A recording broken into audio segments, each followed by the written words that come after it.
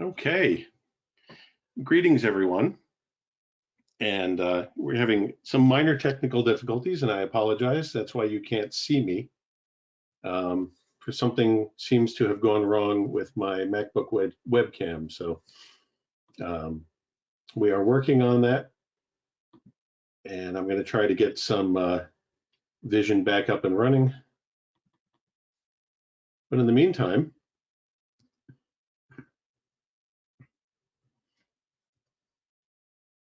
all right, sorry about that. I'm sure you can all see my screen. For those of you who don't know me, I'll introduce myself really quick. My name is Neil Goldstein, and I am an extra class ham. I live up in the Hudson Valley area of New York. I used to live in Long Island, and that's how I got involved with Ham Radio University. I became a ham about 9 years ago, and immediately started trying to merge my two hobbies, which were radio and computers. I'm an IT professional for a living. I manage cloud systems and high-end computers at a cancer center in New York City. So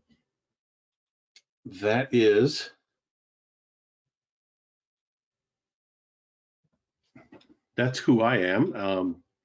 FT8 and digital modes is something that I got involved in simply because the computers that I work with, and I work with all sorts of computers, are so integrated into ham radio now. Anybody who attended the SDR forum, or there's so many more things that we use computers and they become necessary for our day-to-day. With digital modes, you can't really operate a digital mode without a computer. So, all right. George, I do want to try to get back in again with video. Oh, wait a minute, I got it. I'm sorry, I was simply looking, after I already opened the email, which I had flagged as unopened, it was getting very hard to find it again. I was gonna have you send me another link, but I got it. So let's see if I can get a camera up and running.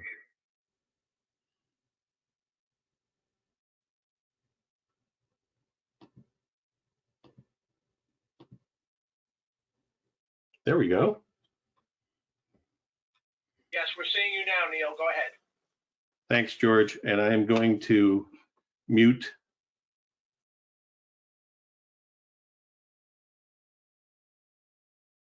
and unmute over here.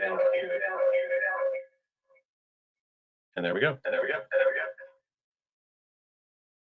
That should do it. Neil, can you shut off the overhead light? It will look better. Oh, yes.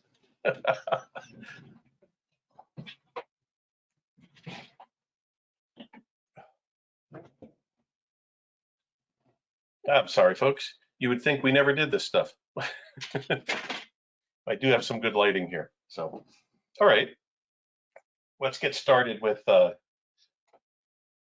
presentation. So, what is a digital mode? When we refer to digital modes, we're talking about digital text modes for the purposes of this discussion. An amateur radio digital mode is a radio mode where characters are sent by a chosen form of modulation or encoded using open code. They could also be pictures and even just files. Most of these can be heard as tones, blips, musical notes, organized noise. Some of you may know what FT8 sounds like. I had some tuned in here, but it's gotten very quiet all of a sudden. So we'll go back to that. Technically, CW is a digital mode, but for the purposes of this discussion, we won't consider it that. So we have CW, RTTY, PSK31 and other PSK derivatives, Olivia, Contestia, Domino, Hellstriver, which usually is just called Hell, Packet, MT63, JT65, FT8, FT4, JS8, Whisper, which is not really a QSO mode.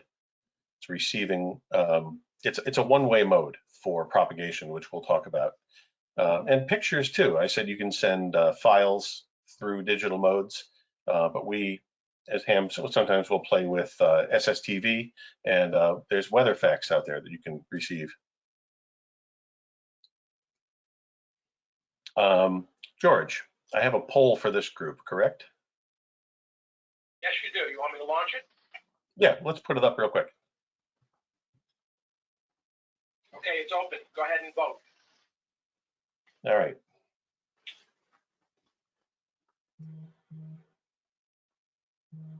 This is just for me to get a feel for the expertise of the audience. So please. Neil, are you able to see it? Yeah, I see it.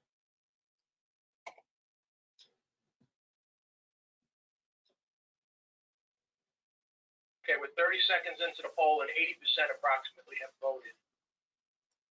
Let's leave it open another 5 or 10 seconds here.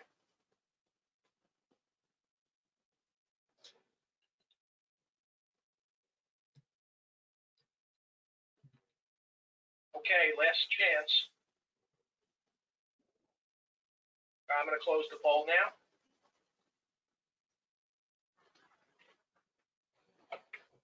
now. Okay, thank you. Let me know when you want me to hide it. You can hide it now.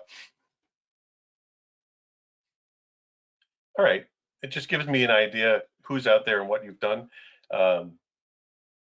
Frequently, and every time I've done this, usually it's a show of hands, of course, we get a good mix of beginners and experts. So I'll try to tailor this to everybody. But software that we use for these digital modes, FLDigi covers PSK31, even CW, a lot of those modes that some of you may not have heard of, and also can do the WeatherFax mode that I was talking about. WSJTX, which will be the bulk of today's conversation. JS8 call, we'll touch on a little bit. Ham Radio Deluxe has built-in digital mode software, DM780. WinLink for packet.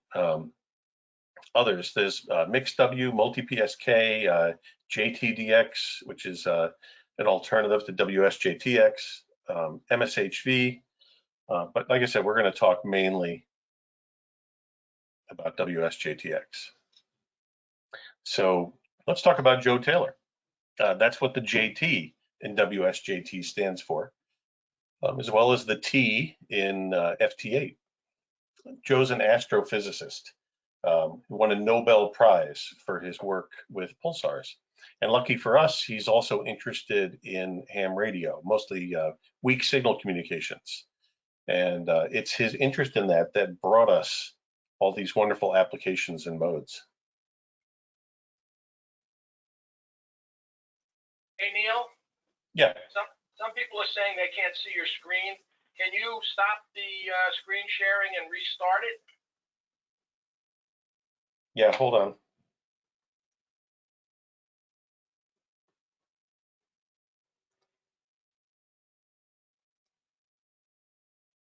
Okay, hopefully that'll do it. I'll ask over here and find out. But go ahead. Okay. So weak signal communications, the categories here that he was working with are moon bounce, or EME we call it, Earth, Moon, Earth, meteor scatter, propagation reporting, and now digital QSOs. And this was not his original intention. We'll cover the evolution that caused that. The HF modes, JT9, JT65, FT8, FT4 for QSOs, and Whisper, which I keep saying is a non-QSO mode. We're going to talk about JT65 for a bit, because this is the first mode in there that hams kind of grabbed and turned into a QSO mode. Originally intended for EME, and other weak signal conditions, Ham started using JT65 on the HF bands, and then several features were added by Joe to facilitate that use. Signals are sent with forward error correction and are capable of being decoded even when they're below the noise floor, which is really cool. Each signal uses 65 tones and is just under 180 hertz wide, so it's a very narrow banded mode. Each part of JT65 exchange takes 1 minute. So getting this to work with JT65 or FT8 now requires things to be synchronized time-wise. Everybody needs to start on each leg of that QSO at the same time. So if you fall out of that time slot, things aren't going to work. There are a few seconds included as a buffer, but you really should be as close to dead on as you can be. There's software that can assist you with making sure that your computer is running exact to correct atomic time. Otherwise, if you can't do that, you're going to have to manually synchronize as often as you can. On Windows, I recommend the Meinberg NTP software. There's instructions how to do that at the WSJTX site.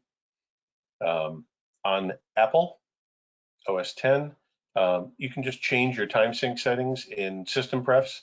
You can pick a different time server, and I think you can adjust the frequency it checks at, but I'm not sure. But Macs are usually pretty good on syncing. Linux, out of the box, depending on the distribution you're working with, your settings might be okay. But if you need to choose a different time server or update interval, like I said, Google is your friend. Just Google, how do I adjust time server settings on Linux? You should be able to get your Linux box to be pretty much dead on at that point. Yeah, if you listen to these signals, you'll hear that not everybody starts at the same time. There's always one guy who didn't set up his time syncs correctly, who's either starting early or lingering late, and you'll hear that. You'll hear that one signal. Now, mind you, we're still talking about JT65 here. Typical exchange, we have K1ABC calling CQ, and we have G0XYZ answering, and you can see both of them are giving their grid squares and their call signs. K1ABC acknowledges that, sending a report, signal report of -19. G0XYZ is sending his reception report. He says R22, -22. And then G0XYZ calls, K1ABC calls back and says RRR, which is end of his part of the transmission, and G0XYZ sends 73. And that's it. You'll see variations on this sometimes, or people not bothering to send 73. But most of the time, this is what you're going to see. Now, this whole process in JT65 took a while. They used to call it, it's something good if you had something else going on in the house. If you wanted to go make a cup of coffee or making a sandwich, you gotta run outside and spend 3 minutes mowing the lawn between QSOs, whatever. So this slide, the A word. So a lot of hams, FT8 is a controversial mode. I don't get into that too much, but a lot of the people who tend to think that way haven't really tried it. They just think that it's a lazy mode. You don't have to do anything. The level of automation you want to deal with is entirely up to you. There's obviously things you can add on that help with that, but even at the level of automation that I usually run, which isn't much, there's still a lot of skill involved in snagging the right signal at the right time. And with FT8, when things are running much faster, it really can be fun. And I think a lot of the people that poo-poo it really haven't tried it for any length of time. So that's when people kind of curl up their nose at when you say you're running FT8, tell them, they really should try it. So as I said, there's a certain amount of automation. There's an add-on utility we'll get to a little further into the presentation, but people have developed utilities that pretty much let this all run by itself. I don't really condone that, but that's entirely up to you, and we don't discuss that here. So, power. This was originally thought of as a low power mode, but not for the reasons you think. J6065, we're talking about duty cycle. When you're running your transmitter flat out, if you're maxing your power out for 50 seconds, which is how long you're transmitting, that's not really good for your transmitter. So FT8 fixes this. The duty cycle is much improved because you're only running 15 seconds at a time and then resting for 15 seconds. You can still dial back the power, and they recommend you do, but there's plenty of people out there running FT8 at 100 watts. I tend to run, depending on the conditions, anywhere from 10 watts to 50 watts when I'm doing FT8. So FT8 was developed jointly by Joe Taylor and Steve Franke. So there's where the F comes from. Same basic features and rules as JT65. It works the same, but we now drop the interval from 60 seconds to 15 seconds. Timing is now more important. The original idea was a mode for multi-hop e-skip. Once again, Joe had other things in mind. And signals may be more prone to fading, so he wanted something with a much shorter interval.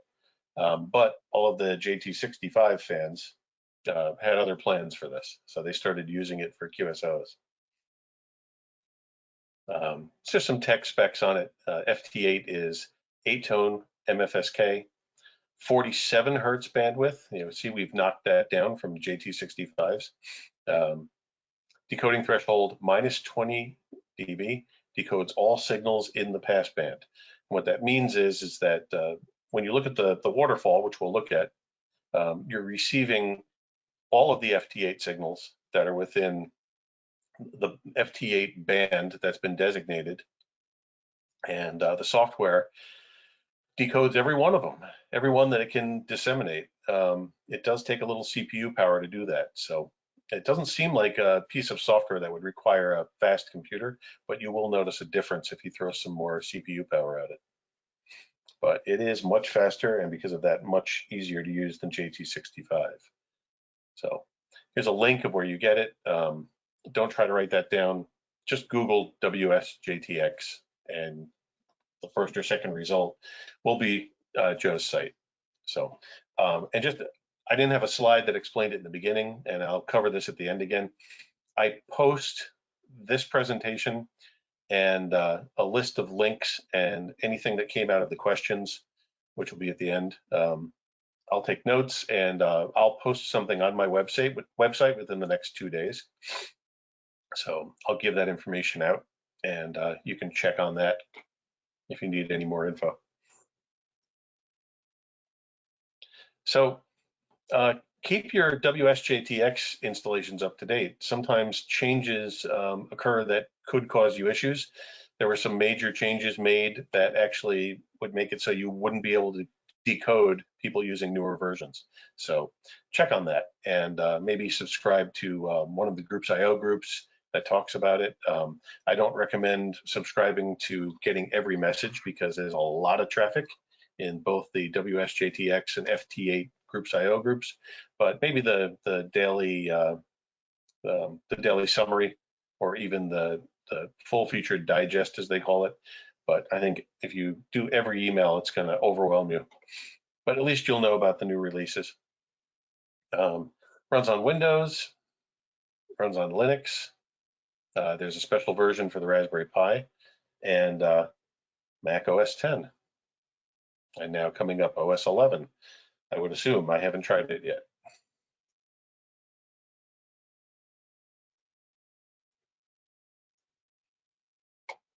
I don't get too deep into the setup because it is different. Every radio, and you're going to see me looking over toward my big monitor here. I'm sorry, I won't be staring right at the camera for a minute. It's different on every radio, and there's basic info that you're going to put in. that you absolutely have to put on every time. Your call sign, your grid square, your regions, information like that. And then you have options. You can set up basic display differences, blank line between the coding periods. This is down in behavior. Double click sets calls on TX enable, which is nice. So if you just double click something in the list, it will automatically start transmitting to it. There's a lot of options here. Here's the radio options. Pretty much any modern rig is going to be in this database. I've run it on my IC7100, which is what we're hooked up to today, an IC7300, and also on a Microbit X and on a Xiegu X5105, and it's worked on all four of those. This section gets a lot of people. And once again, I always say, Google is your friend. If you simply type in WSJTX into Google and the model number of your rig, you'll probably find more than one setup and possibly several YouTube videos showing you how to get the setup correct. Audio, same sort of thing. If you have a rig like my ICOM, it has a built-in sound card, everything's going over the same USB cable. If you don't and you're doing audio cables, I recommend one of the audio interfaces. There's several of them. There's do-it-yourself ones. There's ones that are simply sound cards that plug into your computer and then just take the audio from your rig. There's a lot of ways to do this, but any of them, if you're just going to go direct from your radio into your computer's sound card, that doesn't always work well and you get a lot of extra noise. And sometimes you can be feeding some RF into your computer that can be unfriendly. And we have things like TX macros, more intricate settings. Like I said, I'm not going to spend a lot of time on this because there's so much help online and manuals for these parts. This screen, you can customize the interface, colors. This is good if you have trouble disseminating some of the more similar colors and you need more contrast, you can play with that. So this is a shot of the main window. And basically, you're receiving from the waterfall, the signals that you can actually see are going to show up on the left. And if we're running FT8 every 15 seconds, that's going to cycle. So you'll see, depending on how busy the band is, you'll see that scroll by. If you're on a really busy band, like nighttime on 80 or 40 meters, some days when things are really hopping on 20, a larger monitor is definitely going to help you here because sometimes you're not going to see enough signals on each scroll. On the right side, this is what's going on the receive frequency, which is the frequency you've clicked on. And once again, when we look at the waterfall, you'll see what I mean. But this is usually the station you're communicating with, but anybody else that pops up on that same frequency is going to show up on the right. Different color codes mean different things. You can see there's a frequency that shows me where I'm tuned.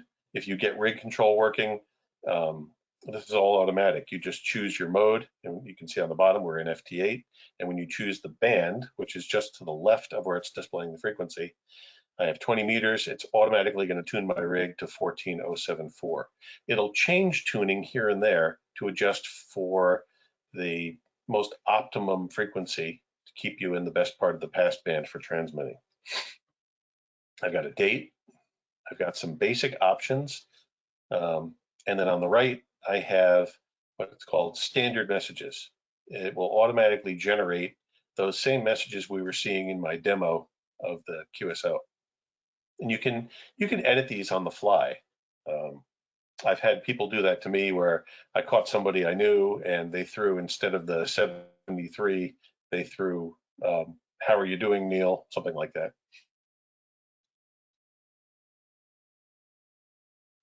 So this is just some more breakdown of it. Green means someone's sending CQ. Red are transmissions directed at you. And like I said, you can change these defaults. The right window is showing the activity on your receive frequency. Double clicking one of the green ones, and actually double clicking any of them, but the green ones are what you're aiming for, will start the CQ process. You have to be quick. Now, the newer versions of WSJTX do like an early decode, which is neat. They decode in more than one batch. So sometimes 3 or 4 seconds before the cycle ends, you'll get a bunch of signals pop up in the scroll on the left. So you can get right on them when the next cycle starts. It's the ones that are kind of sandwiched behind underneath other ones, really weak signals that are sometimes harder to decode, or somebody whose time sync might be slightly out. Those will show up in that last second before the new cycle starts. So sometimes to snag the really tough ones, you have to be very quick. So here's what WSJTX calls the wide graph. I mean, I always call it the waterfall display. And you can adjust the width of this. You don't need to display any more than the 2500 kilohertz. That's pretty much restricting the signals, within that 2500 kilohertz. You won't see anything beyond that unless people have really messed up their setup. Each of these bars, these rectangles, are one cycle in somebody's transmission. And if you look at the left one, the one that's directly below 200 there, you can see that there's a bar in each other horizontal section. And that's one bar might be them calling CQ, and then they wait and listen. The next bar is them calling CQ again. They wait and they listen. The next bar might be them sending a signal report to someone who answered them. If you look at the one on 600, you'll see that some of them are solid all the way down. There's no skip. And that's right there. That's a conversation where you see the solid ones. And the reason why, of course, you don't always see that is ham radio propagation. As we know, you turn on your radio and you're talking to somebody from South Africa, but you can't hear the guy that's 30 miles away. That's how all this works. So clicking, and I have some breakdowns here, on the waterfall changes your receive frequency. Control click will change your transmit frequency. And there's some basic options you can change on the bottom of it. You can resize this. One of the strange, and I won't call it a glitch, I think it's just the nature of the way they've done the waterfall so that it's not too CPU hogging, is that when you resize it, it blanks out and starts from scratch again. It's not too annoying, but just be aware that it's going to do that if you resize it. Split mode. So there are advantages from using split mode. That's separate VFOs for receiving and transmitting if your radio supports it. Not all of them do. But if it doesn't, the software can emulate the behavior, which is the setting on this page called fake it. Either method results in a cleaner transmitted signal by keeping your transmit audio in the 1500 to 2000 hertz range. That way, audio harmonics cannot pass through the transmit sideband filter. You can select the rig to use the radio split mode, which is going to use your dual VFOs if your implementation of CAT control is capable of handling that, or if your radio has dual VFOs, most do. If you do fake it, WSJTX will adjust your VFO frequency, and you'll see it. You'll see your radio going up and down instead of switching between A and B. So if you don't want to use split mode operation, if it's not working right for you, you can choose none. There's contest modes now. And it's originally, when I put the slide up here, is for VHF contests. It's now, there's HF contest modes also, because they are using FT8 in HF contests. It shortens the exchange and changes it slightly. It's just simpler and faster. And there's something that'll speed it up even more, which we'll get to in a minute. JT Alert from hamapps.com. I may not be able to show you this today. One of the things I might show when we do the little show and tell after the presentation, we only moved here a little while ago, and I'm still in the process of setting things up because I want to set them up right. I'm not moving again. I've moved too many times, and we bought this house up in the Hudson Valley, and I'm really enjoying it. And I've got a lot of space for my technical hobbies. And one of the things I haven't done yet is set up all my Windows equipment. There are certain things that you have to have Windows for. I hope at some point that somebody comes up with an alternative for JT Alert for Linux and on the Mac. So JT Alert adds on to FT8. It's a highly configurable piece of software, and it works with FT8. It controls it, it gets information from it, it puts information in it. It gives you a readout of the calls in the middle of it, and it kind of, you can dock it onto the bottom of the WSJTX window. So the calls come up in various, with various colors and various characters, indicating different things, and you can set those up. So you can give it a list of countries you're looking for.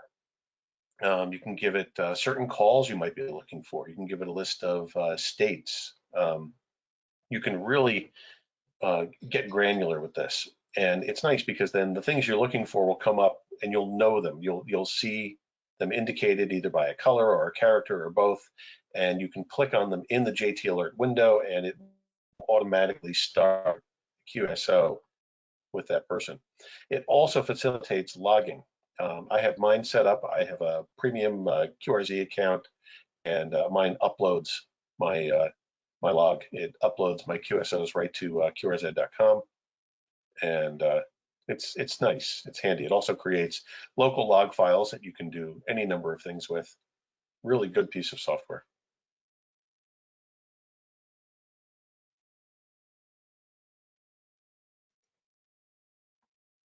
There's a great FT8 guide by ZL2IFB. And once again, I will have this link up on my website probably tomorrow, maybe even tonight. So it depends on when I can get that compiled and up there. But this is one of my favorite how-tos, but there's a lot of them now, even more since I first stumbled on G4IFB's tutorial. But just Googling FT8, beginning FT8, FT8 for dummies, however you want to look at that, Google something, and you'll get one of these guides, but that was my favorite at the time. So I mentioned there's something even faster. FT4 came out. This was not long before last year's HRU. It's a mode that was developed for contesting. 4 FSK tones spaced 20 hertz apart instead of 8 tones, 6 hertz apart. So FT4, because that's where the name came from. 7.5 second transmission. So we've cut the time in half again. You're going to see WSJTX, as I said, more in contests. So FT4 allows more QSOs. We could say QPM, QSOs per minute.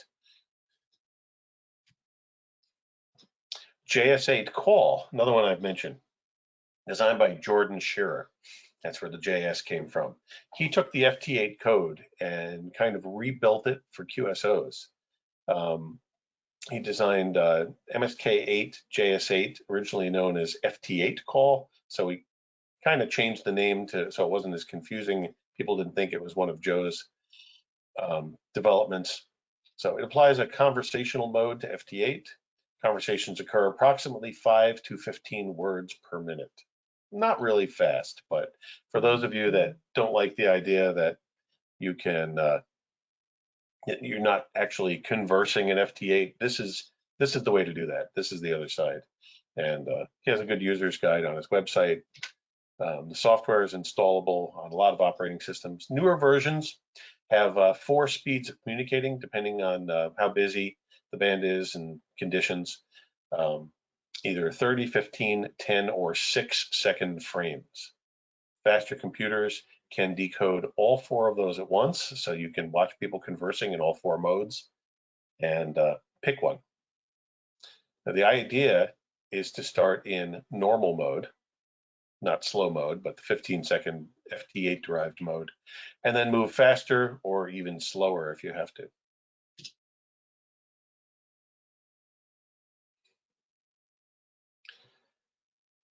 There's 3 types of messages in JS8 call. You have standard messages, which is kind of like PSK31, where you're just keyboard to keyboard.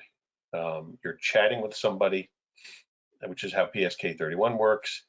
And it only works, though, if you are set with the person you're conversing with 10 hertz apart. So you pretty much have to be on the same frequency. There are undirected messages, and that's for calling CQ mostly. That's where you're sending a message to everybody in the passband.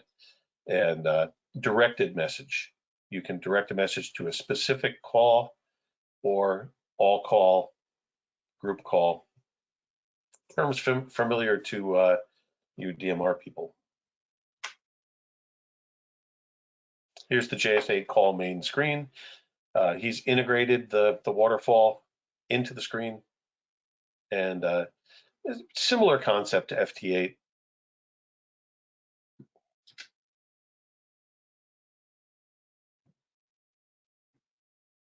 Last year, we were looking at standalone FT8 radio kits. I left the slide in because this really hasn't changed since last year. These are the ones available, although one of these radios has changed as far as its features. But the D4D Dsb transceiver kit was one of the first ones from crkits.com. It started some controversy, which we'll get into. Then there was another Dsb kit from qrpguys.com. This is the one that changed. They updated it, and they're now offering like a DDS for it. So instead of the band modules. Now, it used to come with plug-in band modules with crystals and low-pass filters. Now they've modified that a bit. K1SWL, who used to sell his own kits through Small Wonder Labs.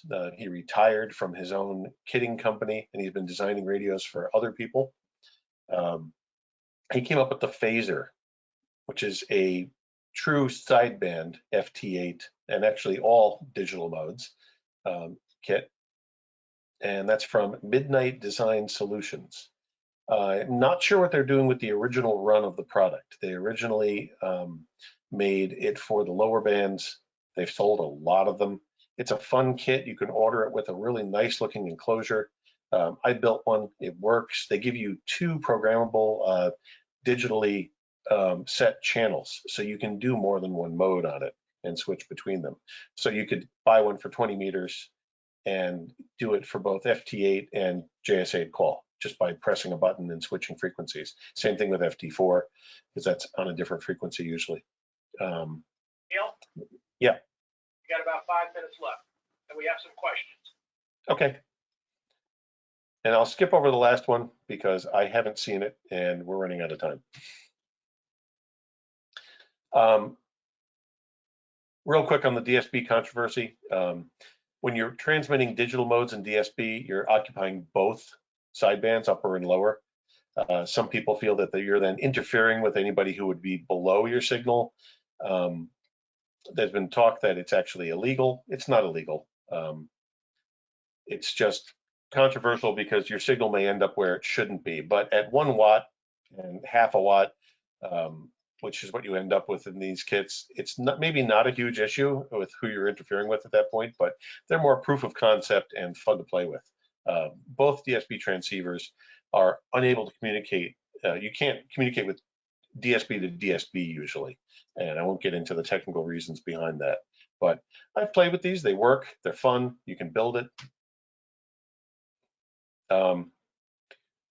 Digital mode's portable. I have a whole portable Raspberry Pi setup with a touchscreen, 7-inch touchscreen, and I can take that out in the field with a QRP rig and link them up, and it's really handy. You can do all this out there with a battery. I'll skip over the availability of the kits because I'm not showing them this time. And the links to these will be on my posted information. All right. That address is where you're going to find the presentation and the links, fofio.blogspot.com. And George, you can put that into the chat for everybody, maybe? Yeah, and we will have it also up on our website after you send me over the information. All I right. do have some questions when you're ready. All right, I'm ready. Okay, so we have a whole bunch of questions. We're not going to get to all of them. Let's see. Technically speaking, between CW and FT8, which mode is better for high noise band communications? I think FT8 can be better for really high noise because a computer in many ways is better able, using the crazy algorithms that Joe developed, better able to pull a signal out of the noise. If you go to a band that sounds completely dead with FT8, you'll still get signals. And that's what Whisper was written for. Whisper is a one-way mode for propagation. Try running Whisper on a band where you don't see any signals and you'll still get a couple. So yeah, FT8 definitely, I think, better for really bad conditions, but CW is an excellent mode for poor conditions also, especially if you have a good ear. Okay, next question. Using WSJTX wide graph waterfall, left-clicking moves the green cursor. You then match the red receive cursor with a right click. Is there a way to move the red transmit cursor first quickly? I was going to get it up and running so we could answer questions like that live, but that's not going to happen. So I know, like I had said in one of the slides, that control click changes the receive. And I can scroll back to that and answer it in a moment. Let me just double check. All right, so what was the specific part they're trying at the end there, George? Is there a way to move the red transmit cursor first quickly? Yes, control click, as far as I know. Hold the control key down and click. Okay, great.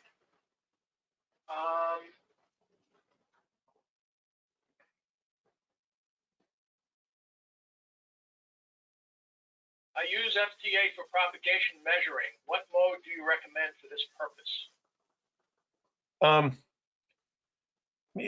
You can play with any mode for propagation measuring just by thinking about where the signals are coming from. But the mode that's designed for it is Whisper. Basically, with Whisper, if you set up to receive Whisper signals, you're listening to signals that identify their grid square, their power, and the frequency they're transmitting on, obviously. If you go to the Whisper website, there's a map where you can even look at who's receiving what Whisper signal and where. And you can look at it by band, or you can look at multiple bands at one time. It's a great system. And I recommend, if you're getting into digital modes and you have the ability to do it, run a Whisper transmitter. You can automate them, run it when you're not around. You're dealing with extremely low power, so there's not a lot of danger, but try to run one that you have access to remotely, obviously, so you can shut it down if something goes wrong. I recommend, for those of you do-it-yourselfers, Hans Summers at QRP Labs makes an excellent do-it-yourself Whisper radio for transmitting Whisper that can be built as a single or multi-band.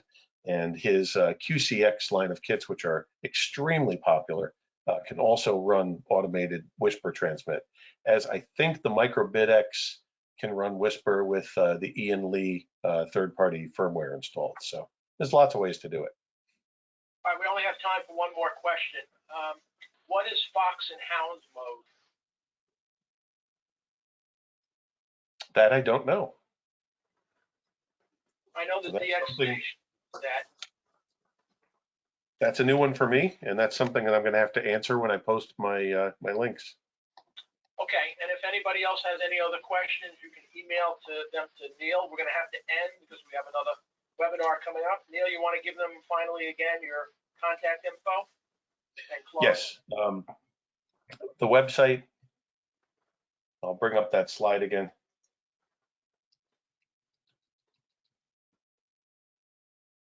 Want to just give them your email address? Yes, my email address is Neil, N-E-I-L, at neilgoldstein.com. George, are we going to post that somewhere? Yeah, I'll send it out to them. I can send it all. Hang on. Through the chat.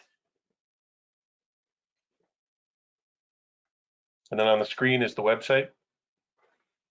Okay, and all the presentations will be available on our website, hamradiouniversity.org, under past presentations sometime next week, including the Yes. handout. It'll be on my website, and I'll send you a copy, George. Okay, great. All right, if you want to just close? I can, and then I got to reconnect again, right? Yes, but just close, with That's whatever fine. you want to say, and then I'll All end right. My statement here, ignore the trolls. Like I said, FT8 can be a very polarizing subject, but try it. I think you might enjoy it. I had a real long run with it last year and really enjoyed getting involved in it. So, feel free, email me with any questions, Neil at neilgoldstein.com. I don't mind. And check in at the blog, comment on the presentation when I post it. And we'll see everybody on the radio. Okay, thanks, Neil, and we'll see you at the other seminar. Okay.